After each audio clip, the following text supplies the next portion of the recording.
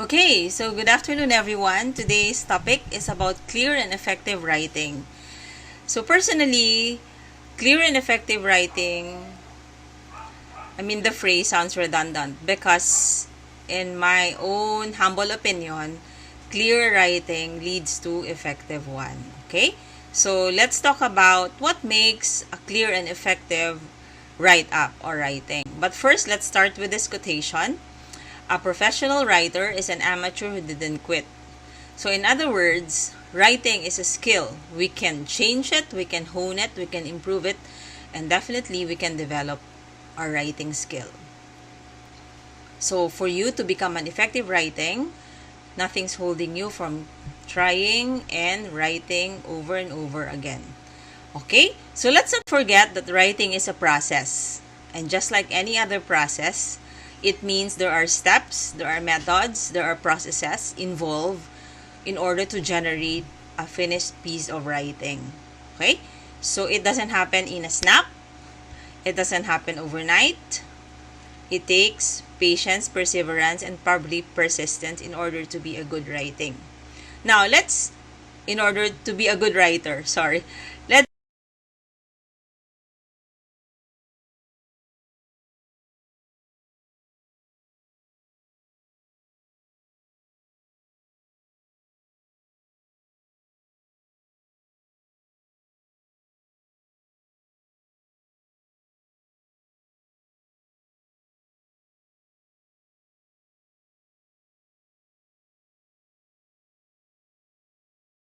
explain first. Effective writing is clear.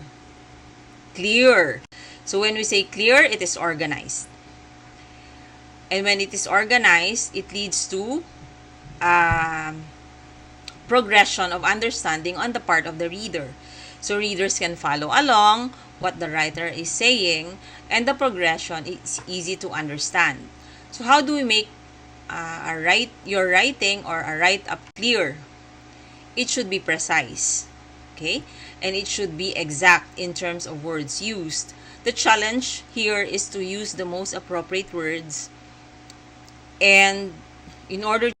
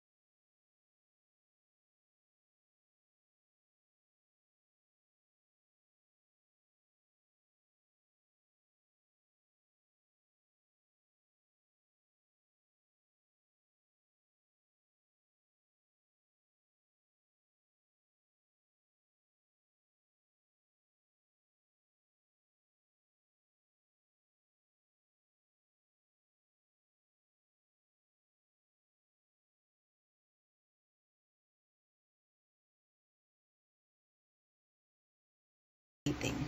Okay? The second one is effective. Okay? Effective writing is concise. So what is conciseness? So when we say conciseness, we make every word clear and important, and whenever we use such words, we should make them count. All right? So limit repetition or repeating the same words.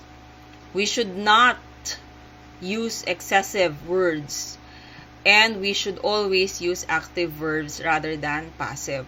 So let's veer away from being wordy, no, or excessive verbiage, because with that we will not achieve conciseness.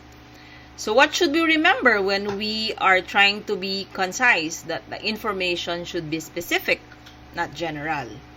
Alright? And every word matters. So therefore, the readers will not be lost along the process of reading, and the sentences are also clear. So here are some phrases that are wordy and the concise version. So you could actually contrast or compare them. And as writers, we should really be what? Using the concise forms. So what should we avoid? Excessive details, extra determiners and modifiers. So very, very, very, very should be avoided. Repetitive words that could lead to, use of repetitive words could lead to boredom, right? And of course, redundant or unnecessary words. We just write what we mean and we mean what we write, so therefore, we could achieve conciseness. So, it says here, if you need 50 words to say what you need to say, use 50 words. But, if you can express the same idea with 44 words, why not use 44 words? Because, as what I tell my students, remember the KISS. Keep it short and simple. Okay, keep it short and simple. If you can say it in 10 words, then do not use 15 words. Okay? The third one is effective writing is complete. What makes a writing complete or a write-up complete? Well, it doesn't really happen in a snap. Again, we need to take our time to develop our points. And the completeness should make sense to someone or to our readers. So, whenever we are encountering this, we should go back to the purpose of our write-up, no? Or why are we writing? So, it depends on the purpose. Are we writing to inform? Are we writing to instruct? Are we writing to persuade? Are we writing to entertain? So, based on your purpose, you will need to use different examples. You can cite details, facts and figures. You can quote some quotable quotes and statistics if there's a need. Okay? So, just make sure that your supporting details are complete. Alright? So, like what we said, effective writing is complete, and make sure that we have answered the question who, what, when, where, why, and how. Or the 5 wives with 1 husband. 5 W's with 1 H. Alright? So, once we have answered everything, then we could achieve writing that is complete. Alright, the fourth one is effective writing is correct. Okay, so when we say correct, what do we mean by that? We are sure that errors are not found. Okay, so ensure that the writing is free from many possible errors. So we will go back to the GUM. If you know the GUM, grammar, usage, and mechanics. So is the subject-verb agreement correct?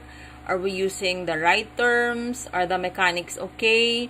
Punctuations used correctly? And also, we should consider the format and the content. Is it formal? Is it informal? Because we're trying to communicate something. As writers, we have to be conscious in communicating our meaning, because reading and writing are all meaning-making. So therefore, in order to get the meaning across, it is our responsibility to check and recheck and check again our documents for error. So it's very basic to check your grammar, to check your usage, to check your mechanics.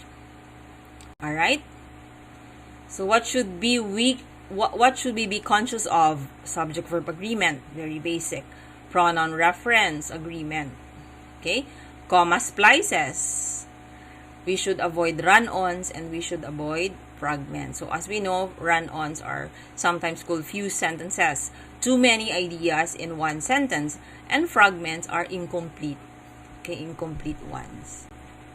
So, in order for our writing to be correct, we should what? Verify our facts and make sure that our sources are updated and what we're trying to convey or the information that we're writing about is accurate. Okay? So what do we do then? We should revise, we should check the content for completeness. No one is stopping us from editing or correcting the grammar or punctuation, especially spelling problems, okay? Because once the spelling changes, the meaning changes also. So do not forget to proofread or ask someone to read it to you so that you will have an idea if there are errors or if there are missing words or unclear sentences. So here are some tips in order to achieve effective writing. First, we need to know our audience. So we have to be conscious who we are writing for and how much do they know about our subject. Second, we should know our purpose. Okay, why are we writing what we are writing? Why do I want my readers to do after reading my work? Will I persuade them? Will I inform them? Will I convince them or entertain them? So you should be conscious of your purpose. And third, definitely formulate your message. What's your main idea? What are the important points that should be included? What details should be specified? And how are you going to conclude your writing or write-up? And lastly, we should be conscious of our style and tone. So how can I best communicate to them? Is it through informal or formal language? And then we'll go back to the reason of our writing and who we are writing for. Okay? So we should be conscious whether we are passionate, we are conveying facts and figures, we are really that persuasive, or if we're going to entertain, let's ask ourselves, are we funny enough to them? Okay? So basically, that's how we achieve clear and effective writing. Again, I'm Professor Hailey P. Ferrer for this lecture. Thank you and good afternoon.